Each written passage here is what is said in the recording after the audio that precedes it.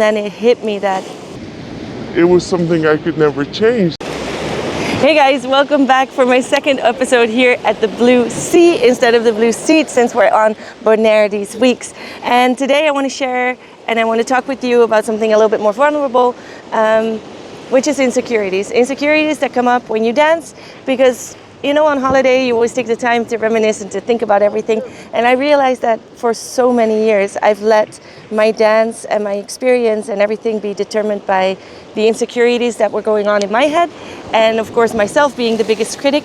But I also really know where it came from. Starting dancing, I always felt like I had to live up to something, because Jenna was already further ahead. And I wanted so badly to live up to that level and to train hard and to get there. And then once I finally did for myself, I finally got to the point that I was performing the show with Matanza, the salsa dance group that we were performing with. And I worked my ass off, like really worked my ass off so hard to get there.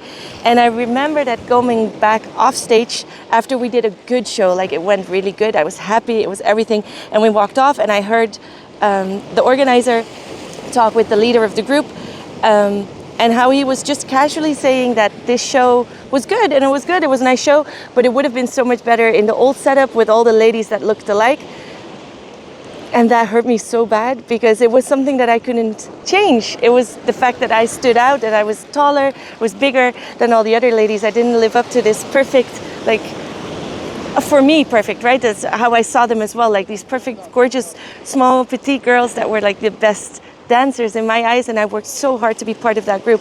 And then it hit me that it was something I could never change. This was me, and if that wasn't good enough, then I could train my ass off and work so hard, but I would always be the tall one standing out. I would always be a little bigger, and I would always be a little different than the rest in that group. And I know it wasn't directed at me, but it felt that way, and it hurt me so bad that I've carried that with me for so long that I let it determine a lot. And yes, I enjoyed so many moments I've experienced over these years, so many incredible things, but it was always in the back of my mind.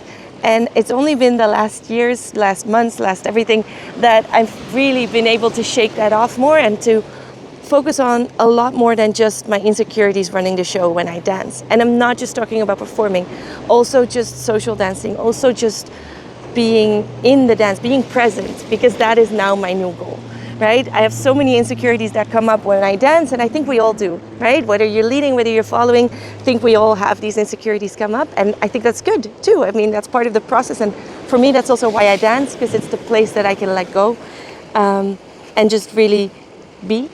And I'm now really focusing on that happening too. So really being present in the dance. The goal not being perfect, the goal not being the best dance, the goal not being amazing or the most gorgeous one on the dance floor, but the goal just being present in every dance that I dance. And it's shifted so much for me.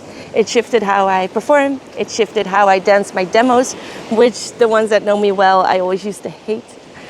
Because there was even more insecurities coming up because I didn't know what was going to happen. And it shifted how I social dance as well. And I love it. It's been the shift that I was waiting for. And I think it's only now that I really let myself just be and be present that I've gotten to this point. But yes, I'm curious what's going on in your heads when you dance. Do you mind to share? I think that opening up about these topics helps us all, because if people would have opened up more about it to me while I was still growing, it would have helped me see that it didn't have to be perfect. And now I am in the backstage with all these amazing artists and all these amazing dancers. And over the years, I've met so many of them and had amazing conversations.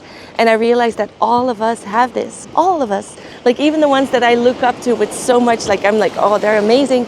Even they, when I talk to them backstage, have their vulnerabilities and have their insecurities where I'm like, really?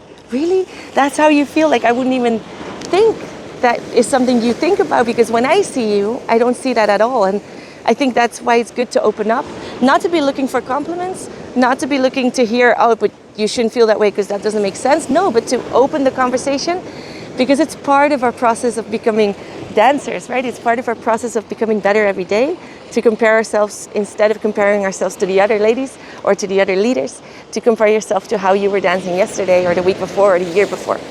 Right? Okay, so I'm going to leave you with 2 actions. First of all, I want you to think of what are the insecurities that come up when you dance, and if you dare or if you want to, you can obviously share them here in the comments or send me a DM, because I'm looking forward to hear and connect with you a little bit more on this. But the second one that I invite you to do is the first time you go dancing, whether it's tonight or this weekend or whenever, I want you to record yourself.